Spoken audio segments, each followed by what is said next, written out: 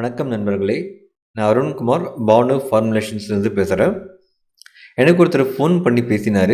அவர் என்ன சொன்னார்னா, liquid detergent முதல்ல நான் பண்ணும்போது பர்ஃபார்மன்ஸ் நல்லா இருந்தது. அதே ஃபார்மில் அதே மெட்டீரியல் தான் பயன்படுத்துகிறேன். இப்போ வாஷிங் பர்ஃபார்மன்ஸ் நல்லா இல்லை, காலர் அழுக்கும் சரியாக போகலை, என்ன காரணம் என்னால் கண்டே பிடிக்க முடியல அப்படின்னு சொன்னார். அப்புறம் நாங்கள் 2 பேரும் சேர்ந்து ட்ரை பண்ணி அந்த காரணத்தை கண்டுபிடிச்சோம். அவங்க அந்த என்சைம் எக்ஸ்பைர்டு ஆனதை பயன்படுத்திகிட்டு இருக்காங்க.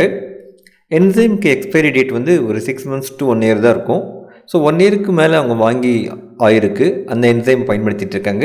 ஸோ அதனால தான் அவங்களுக்கு வாஷிங் பர்ஃபார்மன்ஸ் குறைஞ்சிருக்கு.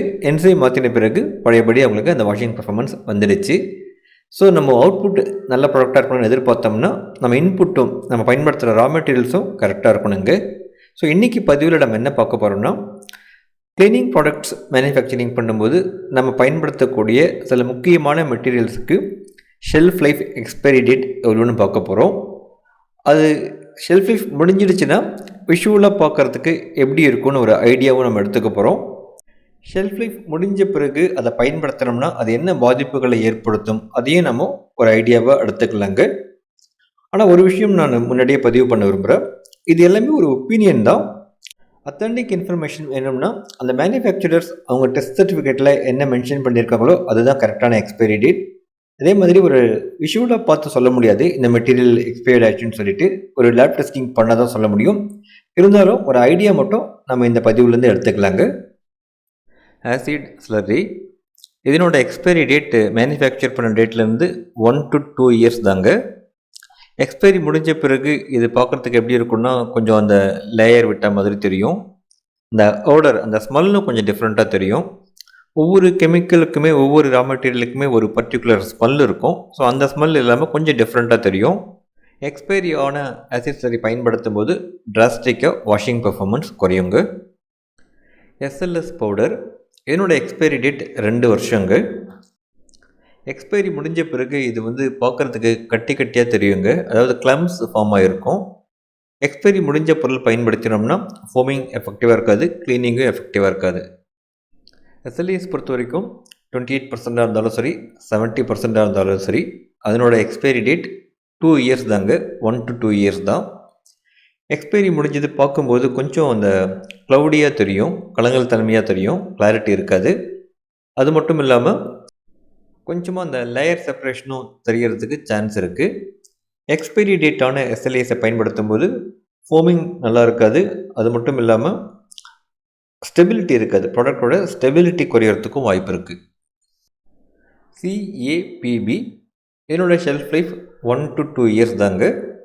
ஷெல்ஃப் லைஃப் முடிஞ்சதை எப்படி கண்டுபிடிக்கலான்னா, கலர் கொஞ்சம் டார்க்காக இருக்கும்.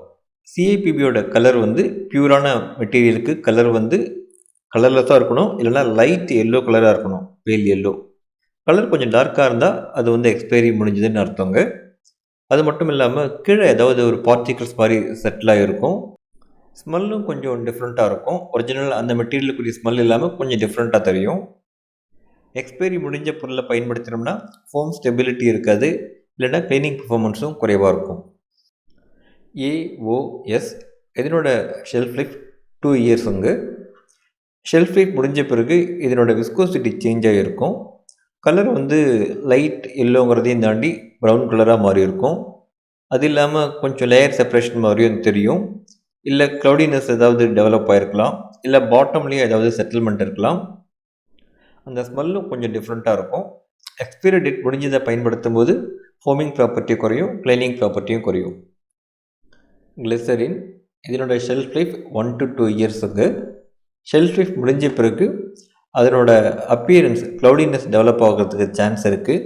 ஸ்மெல் கூட டிஃப்ரெண்ட்டாக இருக்கும். ஒரிஜினலாக என்ன ஸ்மெல் வரணுமோ அந்த ஸ்மெல் வராமல் வேறு மாதிரி ஸ்மெல் வரும். இதை நம்ம பயன்படுத்தும் போது, எக்ஸ்பைரியான மெட்டீரியலை பயன்படுத்தும் போது உங்களுக்கு அந்த மாய்ஸ்சரைசிங் ப்ராப்பர்ட்டி இருக்காது. சர்ஃபேக்டன்ஸ்னால் கூட 4-5 சர்ஃபேக்டன்ஸ் பயன்படுத்துவோம். ஒரு சர்ஃபேக்டன் எக்ஸ்பைரி முடிஞ்சிருந்தால் கூட அது பெரிய பாதிப்புகளை ஏற்படுத்தாது. பட் இந்த மெட்டீரியல் பயன்படுத்தும் போது நம்ம மாய்ஸ்சரைசராக பயன்படுத்துவோம். எக்ஸ்பைரி முடிஞ்ச மெட்டீரியலுக்கு அந்த ப்ராப்பர்ட்டி இருக்காது. கொஸ்டாலில் நிறைய வேரியன்ட்ஸ் இருக்குது, இருந்தாலும் ஜென்ரலாக நம்ம பார்க்கலாங்க. அதனோட எக்ஸ்பைரி டேட் 1 to 2 years தான். எக்ஸ்பைரி முடிஞ்ச பிறகு ஒரு ஸ்மெல் டிஃப்ரெண்ட்டாக இருக்கும். அது மட்டும் இல்லாமல் ஒரு க்ளவுடினஸ் டெவலப் ஆகும்.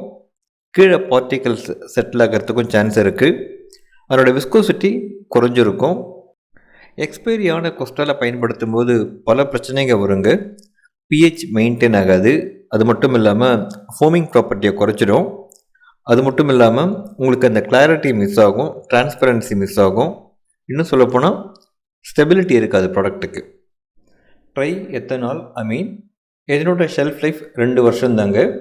ஷெல்ஃப் லைஃப் முடிஞ்ச பிறகு இது பார்க்குறதுக்கு கலர் ரொம்ப டார்க்காக இருக்கும்.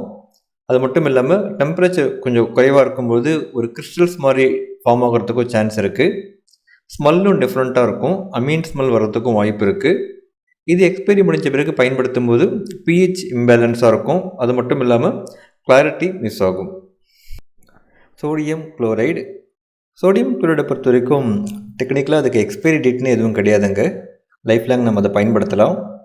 மேபி அது பார்க்குறதுக்கு க்ளம்ஸ் மாதிரி ஃபார்ம் ஆகியிருந்தால் ஏதோ மாய்ச்சர் அப்சர்வ் பண்ணியிருக்குன்னு தான் அர்த்தம். அதனால் அது எக்ஸ்பைரி ஆயிடுச்சுன்னு சொல்ல முடியாது.